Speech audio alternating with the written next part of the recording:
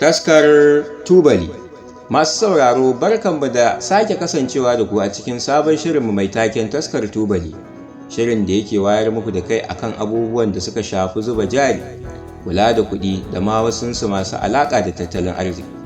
Kada a sha'afa, za ku iya samun wannan da ma wasu shirye-shiryenmu a shafinmu na yanar gizo www.tubalinarziki.com ko kuma a shafukanmu na sada zumunta Facebook, Twitter, Instagram har ma da TikTok, dukkansu da tubalin arziki. Taken shirin namu na wannan satin shine yadda za ka kare asusun bankinka daga barayi. A wannan makon da yardar Allah za mu mai da hankali ne wajen fito da hanyoyin kare asusunmu na banki, ba kamar a baya ba. Lokacin da duk wata mu'amala da ake yi da banki dole sai ka je da kanka kafa da kafa, ko kuma ka aiki wani, amma shi ma dole sai ya dangana da bankin kafin ya aiwatar da duk abin da ake bukata, amma sanya kuɗi ko cirewa.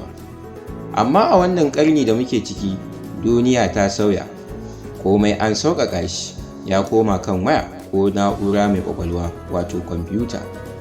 Kaga kenan kana kan gadonka za ka iya tasarrufi da kuɗaɗenka, ka biya wani ko a biya ka ba tare da jibin goshi ba.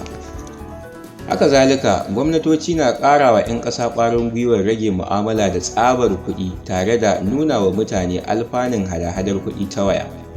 Amma fa wannan ci gaban ya zo da ƙalubale iri-iri.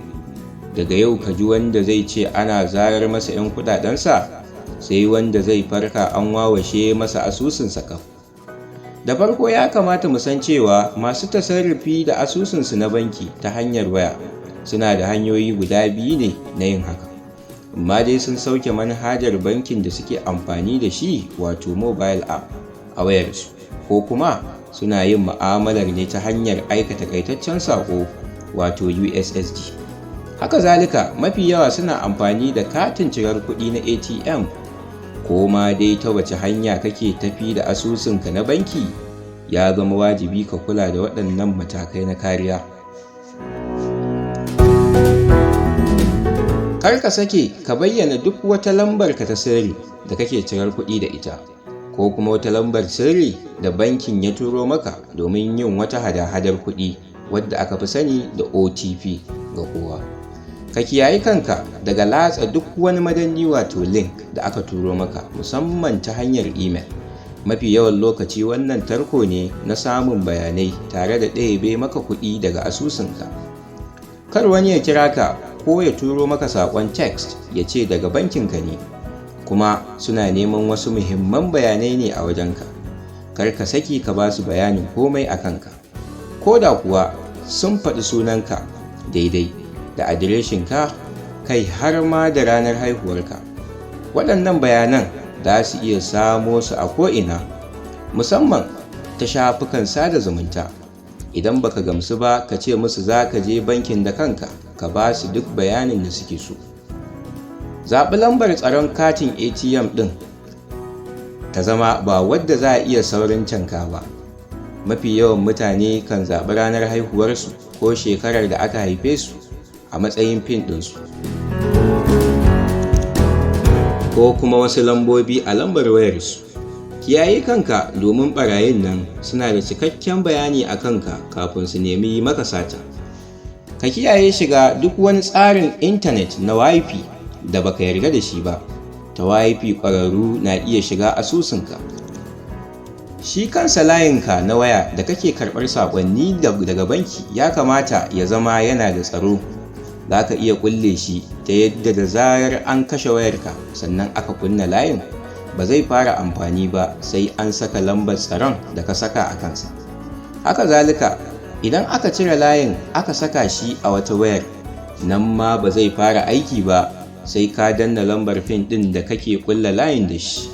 Amfanin wannan dabarar shine, ko da abin Allah ya kiyaye an sace ko an ƙwace wayar, to fa ba za su iya kutsawa cikin asusunka na banki ba. Lallai ka kula da katinka na cirar kuɗi na ATM. Sau da dama mutane na tunanin cewa tunda ba wanda ya san lambata ta sirri wato PIN, ai zan iya wasarere da katin ATM ɗina. To ka yi kuskure malam, domin kuwa ko katin na hannunka, mai son ya cuce ka in dai ƙwararre ne zai iya ɗaukar lambar katin da ranar da katin zai ƙare da sauran bayanan da ke kan katin, sai dai kawai ka ji saƙon kwashe kuɗi na shigowa wayarka. Allah ya kiyaye. Wannan yana da matuƙar muhimmanci saboda mutane da dama kan yi ƙorafin katin ATM ɗinsu na hannunsu amma an wawashe musu asusu. Ka tabbata ka riƙe yadda ake rufe asusun bankinka ta hanyar tura taƙaitaccen saƙo wato text daga wata lambar. Dukkan bankunan Najeriya suna da tsarin yadda da zarar an ɗauke wayarka ko kuma ka ji ana ɗaukan kuɗi daga asusunka, za ka tura musu saƙo, su kuma su dakatar da hada-hada daga asusun har sai kai da ka mallaki asusun ka je bankin da kanka kafin su buɗe. Abin da ya sa ba za mu koyar da wannan hanyar a nan ba, saboda kowane banki da nasa lambobin da kuma tsari. Muna fata Allah ya ci gaba da tsare mu daga sharrin mayaudara. A madadin mawallafin shirin Malam Nasiru Miƙidat, manajoji da injiniyoyin da suka sada ni da ku, ni da na gabatar Fatu Abdullahi Ado nake cewa mu tara wani mako.